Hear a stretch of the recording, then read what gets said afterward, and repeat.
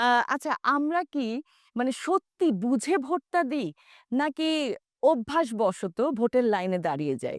এখন হয়তো সময় এসেছে যে মানুষ বুঝে শুনে ভোট দেওয়ার।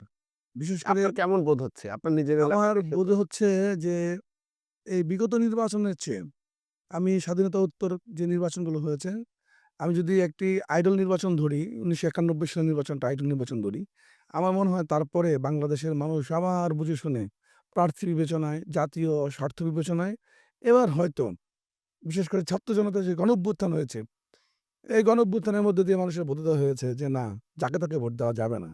এই চায়ের আড্ডা থেকে আমি এটি বলতে চাই যে বাংলাদেশের মানুষ, ছাত্র সমাজ তারা বুঝে শুনে এবার ভোটটি দেবে। সুক্রালোজ থেকে তৈরি স্কোয়ারের জিরো ক্যাল চিনিবাদ মিষ্টি স্বাদ।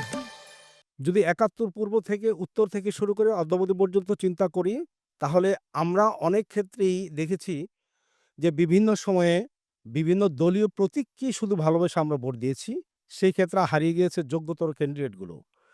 তো ৭১ পরবর্তীতে যে ২৪ রেভলিউশন ছাত্র জনতার যে মহা গণঅভ্যুত্থান, এই অভ্যুত্থান আমাদেরকে শিখিয়েছে আমাদের অধিকার, আমাদের শিখিয়েছে আমাদের দাবি কিভাবে আমরা প্রতিষ্ঠিত করতে পারি। তো আমার বিশ্বাস দেশের মানুষ এ দেশকে সামনে এগিয়ে নিয়ে যেতে একটি সুন্দর ও সফল দেশকে আমরা পাবো এই আশায় একটা যোগ্য ক্যান্ডিডেটকে আমরা ভোট দিই। আমার মনে হয় যে এই নির্বাচনটায় বিভিন্ন দলের মার্কার চেয়ে ব্যক্তিগুলা খুবই গুরুত্বপূর্ণ। কোন আশায় কোন আসনে কোন ব্যক্তি নির্বাচন করছেন, কিভাবে অংশগ্রহণ করছেন, তার পূর্বের ইতিহাস কি, সব ব্যাকগ্রাউন্ড জেনেই তারপরে এখন জনগণ যেহেতু অনেক সচেতন হয়ে গেছে, মানুষ ছোট যারা স্টুডেন্ট তারাই অনেক সচেতন। আমাদের মতো আইনজীবীরা তো সচেতন হওয়াই অবশ্যই দরকার।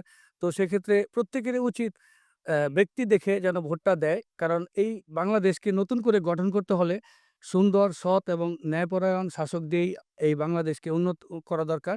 আমি আশা করি আগামীতে যারা এখানে আমাদের ভোট দিবে, শুধু যে বললেন না, শুধু লাইনের না, মার্কা না, তারা যোগ্য প্রার্থী বেছে এবং কাকে ভোট দিলে বাংলাদেশ এগিয়ে যাবে এবং ছাত্ররা চোখ দেখিয়ে দিয়েছে মানুষকে যে ন্যায়পরায়ণ, সতনিষ্ঠা এবং আগামীতে বাংলাদেশকে এগিয়ে নেওয়ার জন্য যোগ্য প্রার্থী হিসেবে বেছে না নিলে আমরা শুধু বাংলাদেশে থাকবো, এগিয়ে যেতে পারবো না।